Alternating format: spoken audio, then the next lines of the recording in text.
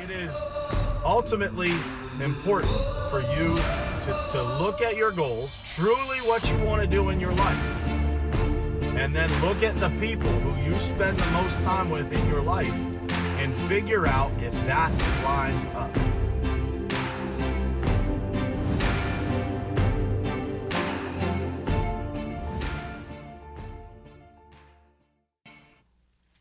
All right, what's happening, guys? Good morning to you. It is Friday, January 10th, 2020, which means on the bright side, you still got 3 weeks left this month to make January great. You still got 49 weeks left this year. So that's good news, right? We got a lot of time. It's still early in the year. And so that leads me into this morning's topic, which is how are your New Year's resolutions? If you're a resolutions person, how are those New Year's resolutions holding up? Because what we find is that the date that they put out on the internet as the average date that people actually last with their New Year's resolutions is till January 12th. January 12th, so we can hold our resolutions for an average of about 12 days. So that day is only 2 days away, so I figured we would talk about if you guys are struggling a little bit with your resolutions or with just in general making changes in your life. I'm going to talk to you a little bit about, just give you a couple of tips this morning on, how to make changes and how to make those changes stick, if you will. So if you guys are on the stream, just drop a little comment in the comment section so that I can know you're here. I see there's a bunch of you on here, but I don't see many comments yet. So it's hard for me to tell who is on here and who isn't if you don't drop a comment. So I appreciate you guys being here with me this fine Friday morning. For those of you who are headed to Anguilla, man, I'm excited. Tomorrow morning, I am boarding a plane to head down to Fort Lauderdale, where I will be meeting a couple of people who will be taking the rest of the trip with me here down to Anguilla, and we will be down there in paradise for a week for the Gold Diggers Retreat. So, man, I can't even tell you how much that event means to me. It's funny because the show that I replayed the other day was, I believe it was in July or August, something like that. And I talked about having something coming. Judd and I were working on something, and that I wanted everybody to stay tuned to see what that was. And this retreat, what is happening this coming week, is actually what I was talking about there. So it is pretty cool when you look at talking about things and when you document your journey, like some of what I do here and other videos that I put out, and then watching that stuff come to become reality is a pretty cool thing. So I'm pretty excited. I'm excited for everybody that's coming, and I'm excited for you guys that aren't coming to be able to watch via social media as that thing unfolds, and just to see people's lives being changed in that week of just networking with people, consuming incredible content, learning new things. It's just going to be an amazing, amazing week down in the Caribbean. And for those people who are coming, man, I look forward to seeing you, giving you guys all a big hug, and enjoying an incredible week with you. And for everybody else, just stay tuned to social media, because you will see, I'm sure, plenty of videos and photos and live streams and all that stuff coming out of Anguilla. So, but good morning to you guys. Good morning, Dayton, Trisha, Zach, Jeff, Bob, my wife, Chris, Elizabeth, AJ, good morning. Thank you guys for jumping on. So the title of the show, again, guys, is how are your New Year's resolutions holding up? And congratulations to my man, Zach. He started a week early, and he's down 23 pounds already. So a lot of people do New Year's resolutions in that form, in the form of becoming healthier or going to the gym more often, or something along those lines. But people come up with all kinds of different things that they want to change in their lives. And so what I have found through the conversations of people, not necessarily just resolutions, but just people trying to make changes in their lives, what I have found is that people don't really make the changes in their life necessary to make the changes in their life. And I know that's a bit of a confusing statement, so I'm going to unpack that a little bit and explain to you what I mean. And what I mean is this. I think that, if you've been a person that has struggled with going to the gym, if you have struggled with what you eat, if you have struggled with staying disciplined or focused, or doing the right things at work, or holding yourself accountable to making a certain number of phone calls if you're in sales.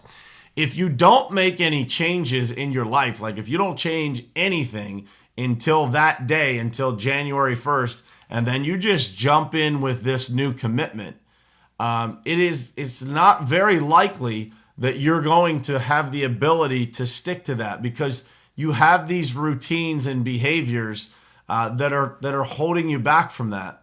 And I'll give you an example. So people that want to eat healthier, they have to really analyze the reasons as to why they're eating unhealthy in the first place. And so I could give you some examples of myself. And I still have this happen to me here and there. Like, I don't always eat healthy. When I went through the 75 Hard program, I 100% committed to that. But what I did was I looked at all of the scenarios where I could potentially fall short, and I tried to plan around those. So I tried to make plans to make sure that I wasn't going to be in that scenario. So here's the example. When I'm on the road traveling, it's the hardest thing that I have to do is to eat healthy, because number one, I'm typically just jumping in my truck, taking off. I'm driving, significant number of hours away. This week I was in Charlotte, so hopped in my truck, started driving to Charlotte. It was late night. I'm in the middle of West Virginia, and I hadn't eaten yet. So I'm starving now, and I have limited options as to where I can eat, because I didn't plan for that event to happen. If you're going to make a commitment to something, you have to think about those times, those situations where you have a high risk of falling short, and you have to plan around that. So when I was doing 75 Hard and I had zero excuses available to me to use, not that I have any available now, but we all tend to use excuses and allow ourselves to get off the hook. And we're going to get to that here in a second. But the reality is that if you plan for those things, so if I would have had a bag of fruit in my car, or I would have packed something healthy to eat in my car, or I would have just looked on a map ahead of time and planned out to eat on the road before I got to the point that there wasn't a lot of options, I could have avoided having to eat something that I shouldn't have eaten at a time of the day that I shouldn't have eaten it, right? And so that's just one example of how I think that we don't spend enough time planning for those significant changes that come in our lives, that we want to come in our lives, and then we end up falling short. And so the second part of this is that when you fall short, when you fall down and you don't achieve what you set out to achieve in the first place, don't allow yourself to give up that easy. I'll tell you why. When you commit to something in your life, and you really, really go all in and you try to accomplish something, you commit to doing something different, whether that's I want to grow my business, I want to spend more time with my family, I want to go on date nights with my wife, whatever that is. When you fall short of those promises or those commitments that you make to yourself, the trigger to that is that you start to not be able to trust yourself. It causes, and that causes down the road, a huge lack of self-confidence, which causes a ton of problems. And you guys can imagine where the dots connect to having a huge lack of self-confidence. There's a lot of things that are related to, people having anxiety, people having depression, people having, and I'm not saying that if you don't keep your promises to yourself, that's what's going to happen to you. I'm telling you that is a risk, a condition, a stepping stone. You know, they say that certain drugs out there are a gateway drug to other things. And I would tell you that not keeping your promises to yourself and then not holding yourself accountable and trying again, dusting yourself off and trying again, is a potential gateway to deeper problems in your life, to deeper challenges in your life, because this is a chain reaction. It goes out to a bunch of different things that happen in your life that all start with you not keeping promises to yourself, you allowing yourself off the hook far too easy. And so I would tell you that when you commit to something, you have to see that thing through. Because what happens when you see it through is that you start to look in the mirror and you really, really start to like and respect the person that you see in the mirror. And when you like and respect the person that you see in the mirror, you can accomplish almost anything in this world.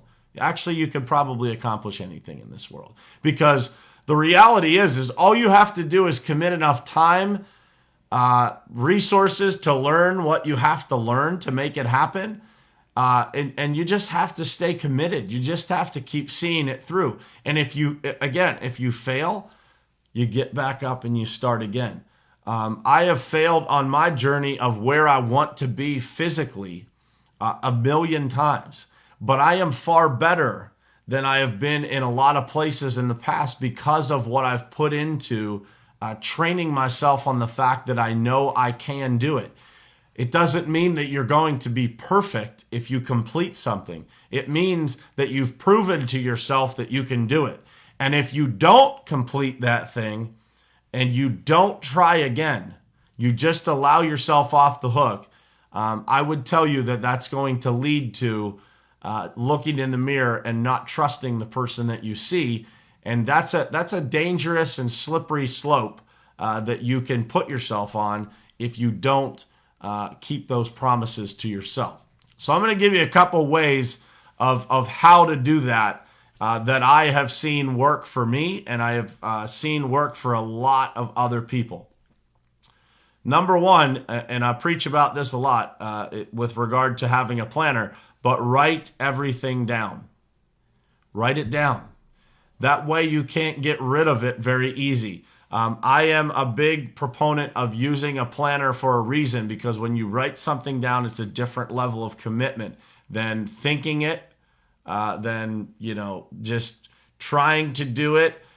There's different levels of this commitment. So writing it down is one.